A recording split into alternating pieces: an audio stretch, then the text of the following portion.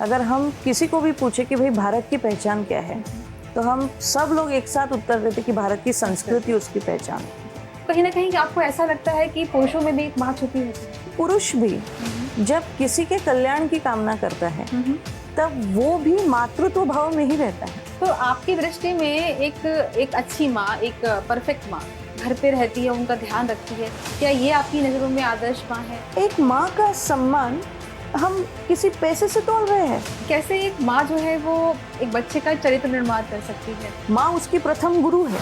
नमस्कार दोस्तों, मैं हूँ रचना और आप देख रहे हैं हमारा विशेष प्रोग्राम जिसका नाम है ज्ञान विज्ञान की बात रचना के साथ।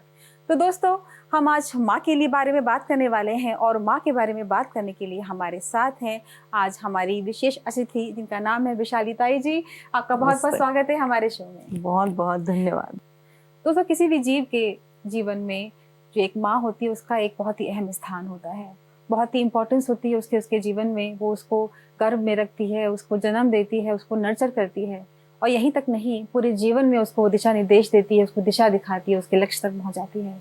तो आपको समझ में आ ही गया होगा कि हमारा आज का जो प्रोग्राम है वो माँ के इर्द गिर्द घूमने वाला है। इससे पहले कि हम और डिस्क्लोज करें आपको कि हम क्या बात करने वाले हैं, मैं स्वरचित 4 लाइनें पढ़ देती हूँ। मेरे सर पे कोई हाथ रख, मेरे सर पे कोई हाथ रख, कोई मुझको बेटा बोल दे। मेरे सर पे कोई हाथ रख, कोई मुझको बेटा बोल दे। मुझको गोदी में सुला, मुझको गोदी में सुला, कानों में अमृत घोल दे। मेरे सर पे कोई हाथ रख, कोई मुझको बेटा बोल दे। मुझको भी गोदी में सुला, कानों में अमृत घोल दे। एक माँ मुझे भी तो मिले, एक माँ मुझे भी तो मिले, मेरा भी जीवन कुछ खिले। एक माँ मुझे भी तो मिले, मेरा भी जीवन कुछ खिले। मुझको भी ओ ईश्वर सुनो, मुझको भी ओ ईश्वर सुनो, तुमसे हुए बस ये गिले। एक माँ मुझे भी भेज दो, एक माँ मुझे भी भेज दो, एक माँ मुझे भी चाहिए, एक माँ मुझे भी चाहिए। विशाली ताई जी जो है वो विश्व मांगल्य सभा में काम करती हैं, कहना चाहिए कि फाउंडर कार्यकर्ता हैं इस संस्था की। और इससे पहले कि हम प्रोग्राम में आगे बढ़े, हम देख लेते हैं विशाली ताई जी पे एक खास रिपोर्ट।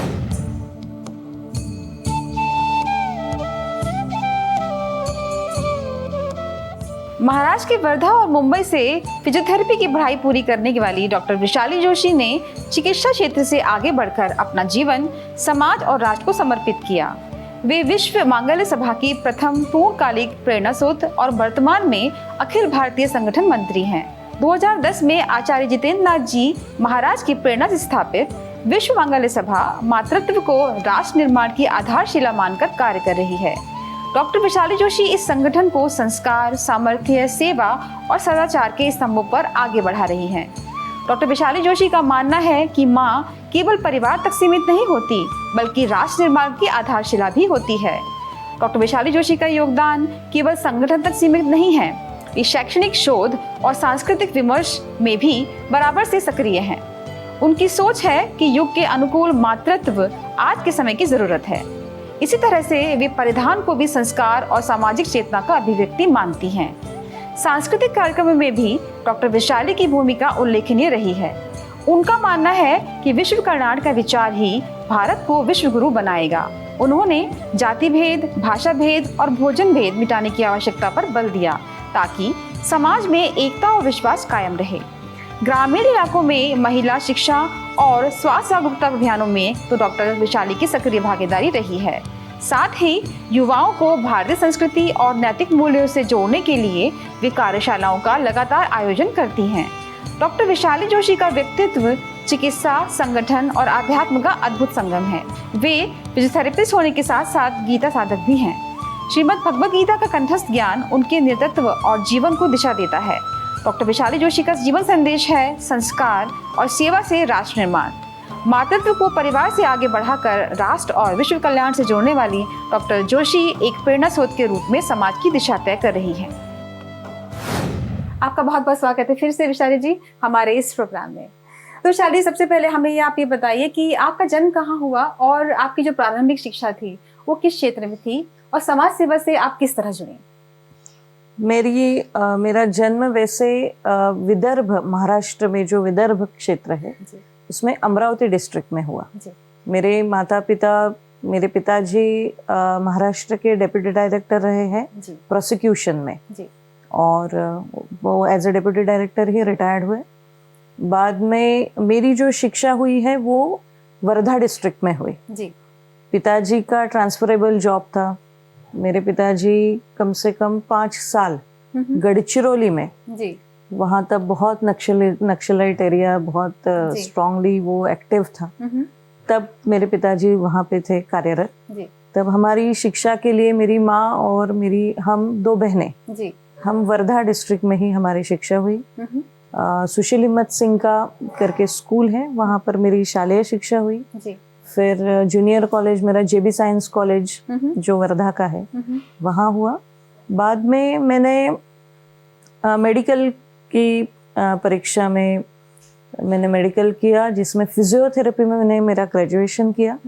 तो सावंगी मेडिकल कॉलेज जो है वर्धा का, उसमें मेरा ग्रेजुएशन हुआ। तो कैसे ये मेडिकल प्रोफेशन से आपने जो है वो समाज सेवा राज्य सुधार में आपने अपना पदार्पण किया?